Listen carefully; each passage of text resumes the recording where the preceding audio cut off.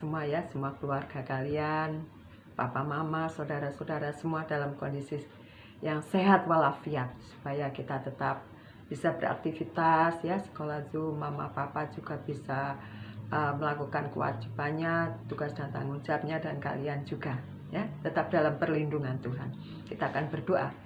Terima kasih Tuhan, pada pagi hari ini kami bersyukur Engkau memberikan kesehatan, kekuatan dalam kehidupan kami. Biarlah Tuhan kami boleh mensyukuri apapun yang terjadi dalam kehidupan kami, karena sesungguhnya Engkau terus ada bersama-sama dengan kami. Di dalam nama Tuhan Yesus, haleluya, amin.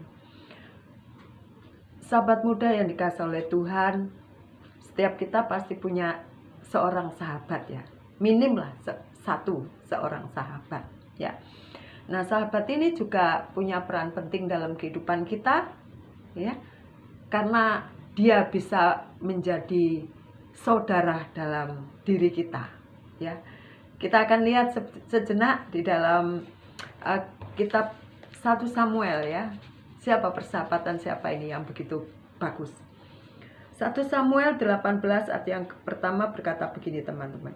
Ketika Daud habis berbicara dengan Saul, berpadulah jiwa Yonatan dengan jiwa Daud. Dan Yonatan mengasihi Daud seperti jiwanya sendiri, seperti dirinya sendiri. Nah, ya. Berarti sahabat ini sangat penting ya, tanpa melihat latar belakang, pendidikan, ekonomi, lu siapa, gua siapa ya. Lu pinter, gua enggak. Ya, macam-macam. Itu tidak mendasari untuk kita menemukan atau memilih dia menjadi sahabat kita. Satu lagi, Amsal 17 ayat 17 bilang begini teman-teman. Seorang sahabat menaruh kasih setiap waktu dan menjadi seorang saudara dalam kesukaran. Ya, pernah enggak kalian mempunyai teman, mempunyai sahabat, baiknya enggak ketulungan, ya, care-nya enggak ketulungan sama kalian. Ya, dia itu lebih dari saudara kita. Pernah? Ibu rasa kalian semua pasti pernah ya.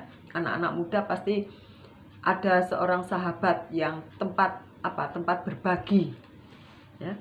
Nah, di awal tadi Ibu kasih contoh persahabatan antara Daud dan Yonatan. Ya.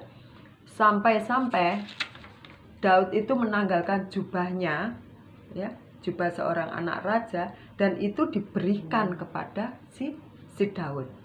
Ya. Begitu akrabnya, begitu mereka saling mengasihi satu sama lain.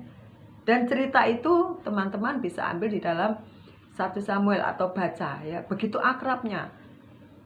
Daud akan teraniaya oleh Saul. Itu pun si Yonatan memberi kabar, kamu cepat lari karena kamu akan dibunuh, sudah terencana nih. Nah, begitu pedulinya si Yonatan ini terhadap Daud. Ya, apakah di zaman sekarang persahabatan ini sudah luntur? Ataukah persahabatan ini saat-saat ini melihat ya, dari latar belakang, dari pendidikan, dari kesukaan makanan, dari kesukaan hobi, baru kita putuskan kamu sahabat. Apakah seperti itu? Tidak. Ya, tidak. Seorang sahabat yang baik, dia tidak pernah menuntut, dia tidak pernah memilih-milih, memilah-milah, ya. Ah, kamu sih, ya, di sekolah pintar juga enggak, cantik atau ganteng juga enggak. Aku enggak mau deh bersahabatan dengan kamu. Tidak. Ternyata kalau seorang sahabat itu kalau sudah menemukan sahabatnya, sudah klik, sudah cocok, nah, itu semua akan luntur, ya, luntur. Ada di sini dikatakan teman-teman ya, di dalam surat Yohanes itu Tuhan Yesus mengatakan bahwa kamu dahulu adalah hamba, tetapi sekarang aku menganggap engkau seorang sahabat. Diangkat derajatnya menjadi seorang sahabat. Jadi kalau sahabat itu bisa sewaktu-waktu telepon, bisa sewaktu-waktu chatting, bisa sewaktu-waktu, "Hei, aku mau ke rumah kamu." Contoh ya, contoh gitu. Lalu seorang sahabat bisa berbagi, "Aku mau curhat lah, ini ada masalah." Apalagi untuk putri-putri ya, biasanya saling curhat begitu.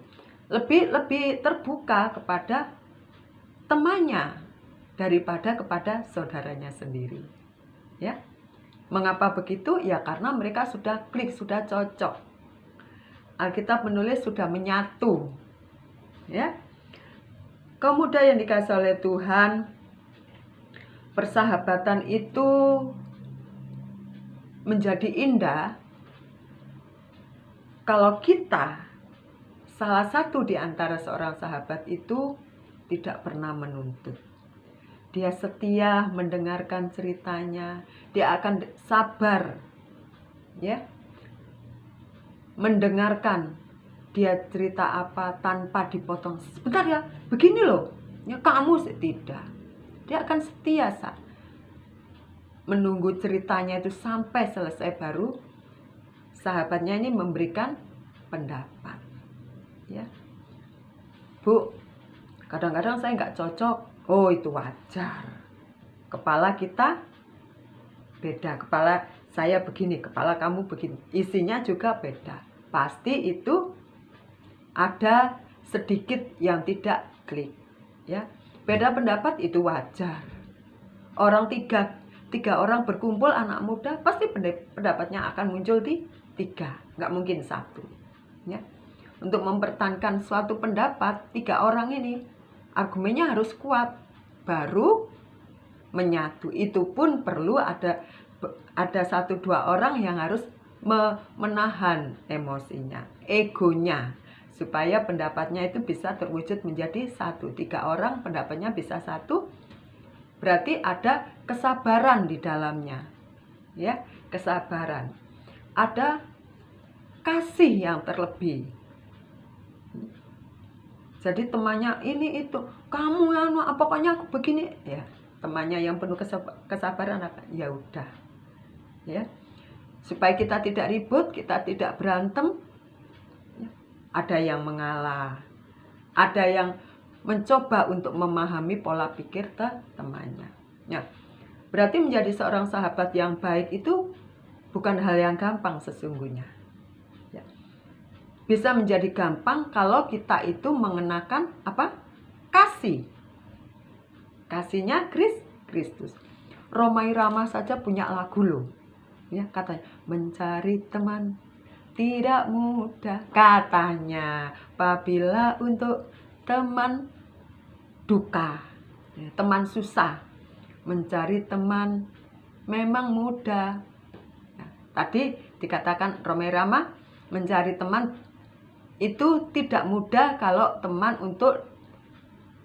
teman susah, tetapi mencari teman itu mudah kalau teman dipakai untuk suka, untuk foya-foya, untuk happy-happy, untuk hura-hura.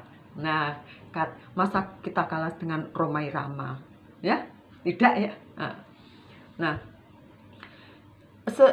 sebaris lagu itu tadi mengingatkan kita gitu loh. Dan dikuatkan oleh firman Tuhan bahwa seorang sahabat itu, kata Amsal di sini, menaruh kasih setiap waktu, kapan saja, di mana saja, apapun yang terjadi, engkau tetap sahabatku. Karena apa? Yang menumpangi adalah kasih satu sama lain. Seperti Daud dan Yonatan. Jiwanya sudah terpadu. Maka mereka menjadi sehati sepikir, kata Rasul Paulus. Ibu akan baca di dalam Yohanes 15. Nah, supaya lebih mantap. Yohanes 15 ayat yang ke-13, ya. Tidak ada kasih yang lebih besar daripada kasih seorang yang memberikan nyawanya untuk sahabat-sahabatnya. Puji Tuhan.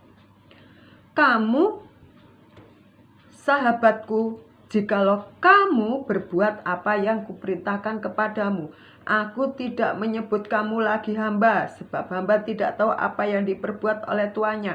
Tetapi aku menyebut kamu sahabat, karena aku telah memberitahukan kepada kamu segala sesuatu yang telah kudengar dari Bapakku. Tuhan Yesus, Raja di atas segala raja, yang menciptakan alam ini, bahkan memberikan nafas dalam kita, dalam diri kita. Dia menganggap kita ini sahabat. Betapa terhormatnya kita ini. Menjadi temannya Jokowi saja kita, wah, tunjukkan nih, upload foto dengan Jokowi. Belum tentu kenal. Kita punya sahabat karib, biasanya foto kita pasti punya 2 orang ini, kita dan sahabat karib kita. Ya, ibu juga dulu begitu. Waktu SMP, SMA, punya sahabat. Sampai kita berpisah hampir ada 10 tahun, dia datang ke rumah ibu, mencari. Tapi zaman dulu kan tidak ada HP, nah itu, fasilitas tidak ada. Sehingga kita tercerai-berai. Tetapi pada pagi hari ini kita diingatkan lagi, ada banyak sahabat yang baik dalam diri kita. Tetapi sahabat yang sejati adalah Kristus Yesus. Tanpa melihat siapa kita, dia rela mengorbankan jiwanya, mengorbankan dirinya demi kita. Amin. Puji Tuhan. Biarlah kita menjadi seorang sahabat yang setia terhadap teman-teman kita, ya, terlebih lagi kepada Tuhan. Tuhan yang sudah mengangkat kita dari hamba menjadi sahabat. Level kita sudah diangkat naik lagi, maka kita menjadi orang-orang yang beruntung, orang-orang yang spesial di mata Tuhan. Semoga pada pagi hari ini kita tetap semangat di masa-masa pandemi. Jangan lupakan Tuhan dalam segala perkara, karena Dia sahabat yang setia dalam kehidupan kita. Selamat pagi, Tuhan memberkati. Amin.